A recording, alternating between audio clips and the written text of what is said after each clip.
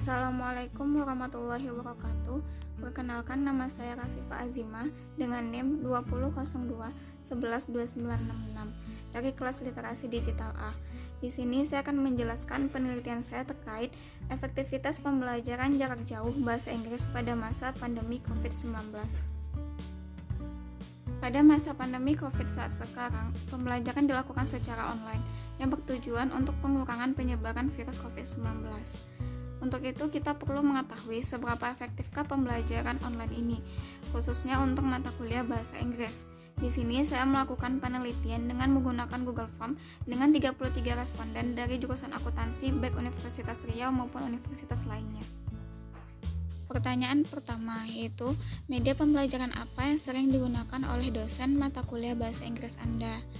Di sini, untuk media pembelajaran yang sering digunakan oleh dosen mata kuliah bahasa Inggris yaitu Zoom atau Google Meet. Hal tersebut terlihat dari presentase yang memilih Zoom atau Google Meet yaitu sebanyak 87,9% dengan 29 responden, dan responden lainnya ada yang menggunakan WA Group maupun Google Classroom. Yang kedua yaitu penyampaian materi grammar dengan menggunakan PPT itu dianggap sudah efektif. Di sini untuk penyampaian materi grammar dengan menggunakan PPT itu secara umum dapat dikatakan efektif karena dari 33 responden, sebanyak 28 responden telah mengatakan bahwa penyampaian materi telah efektif dengan memilih angka 3, 4 maupun 5. Di mana angka 3 itu berarti efektif, angka 4 berarti sangat efektif, dan angka 5 berarti sangat efektif. Pertanyaan yang ketiga, menurut Anda, media pembelajaran apa yang efektif untuk kegiatan pembelajaran bahasa Inggris? Di sini, untuk media pembelajaran yang efektif digunakan untuk pembelajaran bahasa Inggris yaitu dengan menggunakan Zoom atau Google Meet, di mana sebanyak 87,9% itu memilih Zoom atau Google Meet. Dan hal tersebut berkaitan dengan pertanyaan sebelumnya bahwa media yang sering digunakan yaitu Zoom atau Google Meet, sehingga media pembelajaran digunakan dianggap telah efektif. Dan yang keempat yaitu belajar speaking dengan menggunakan Zoom atau Google Meet membuat saya lebih paham.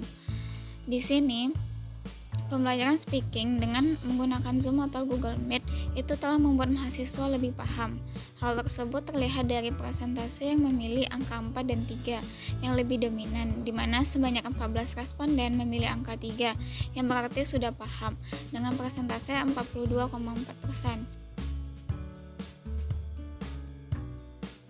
Pertanyaan yang kelima, apakah dosen aktif memberikan tanggapan, diskusi, atau tugas yang dapat meningkatkan kemampuan berbahasa Inggris mahasiswa selama pembelajaran daring? Di sini dapat dilihat bahwa dosen telah aktif memberikan tanggapan, diskusi maupun tugas kepada mahasiswa, di mana responden banyak yang memilih iya dengan pernyataan tersebut dengan persentase 93,9%. Pertanyaan yang keenam, kendala apa yang Anda rasakan selama pembelajaran bahasa Inggris secara daring? Di sini kendala yang paling sering dirasakan oleh mahasiswa yaitu kendala jaringan, di mana sebanyak 66,7% responden itu memilih kendala jaringan. Dan adapun kendala lainnya baik dari kendala perangkat, metode pembelajaran yang kurang efektif maupun kendala waktu. Akan tetapi yang lebih dominan kendala yang dirasakan oleh mahasiswa yaitu kendala jaringan. Dan kendala lain yang dirasakan yaitu ada metode pembelajaran di mana sebanyak 15,2%. Pertanyaan ketujuh, apakah kamu pernah terlambat masuk kelas bahasa Inggris saat pembelajaran online? Di sini sebanyak 54,5% itu tidak pernah terlambat dan sebanyak 45,5% itu pernah terlambat. Dan untuk persentase keterlambatan ini termasuk persentase yang cukup tinggi. Hal tersebut mungkin saja karena adanya kendala jaringan ataupun kendala lainnya yang membuat mahasiswa banyak terlambat join ataupun gabung kepada kelas bahasa Inggris.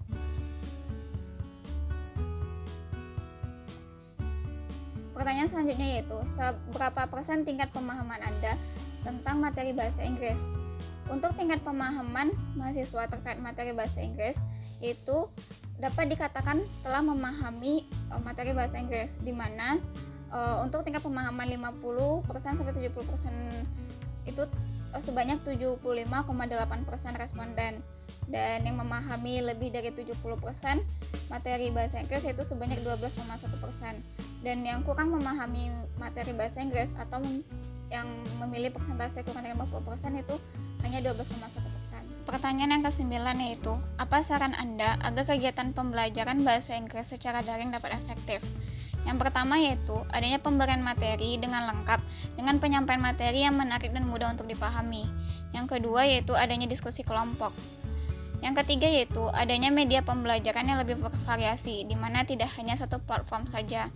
Yang terakhir yaitu adanya pemberian materi berupa video pembelajaran. Pertanyaan terakhir yaitu, pembelajaran bahasa Inggris menurut Anda lebih efektif jika dilakukan secara daring atau luring? Kesimpulan dari survei online ini yaitu, sebagian besar responden itu memilih bahwa pembelajaran bahasa Inggris lebih efektif dilakukan secara luring. Hal tersebut agar adanya interaksi yang lebih efektif antara dosen dengan mahasiswa. Karena bahasa Inggris merupakan pembelajaran yang bersifat praktikal, serta dapat meningkatkan pemahaman materi mahasiswa, dan mahasiswa juga dapat lebih fokus untuk belajar. Kesimpulan dari penelitian ini ialah, secara umum pembelajaran bahasa Inggris dapat dinyatakan telah efektif, baik efektif secara media pembelajaran digunakan, metode pembelajaran yang dilakukan, maupun tingkat keefektifan pembelajaran dan pemahaman mahasiswa terkait mata kuliah bahasa Inggris.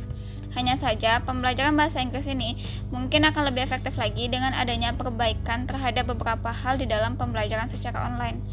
Dan untuk semester depan, sebagian besar mahasiswa menyatakan bahwa pembelajaran secara luring itu juga akan lebih efektif jika keadaan memungkinkan. Akan tetapi, mengingat sekarang adanya pandemi COVID-19, sehingga pembelajaran jarak jauh dapat dipilih sebagai alternatif untuk pembelajaran mata kuliah bahasa Inggris. Sekian penjelasan dari saya, terima kasih.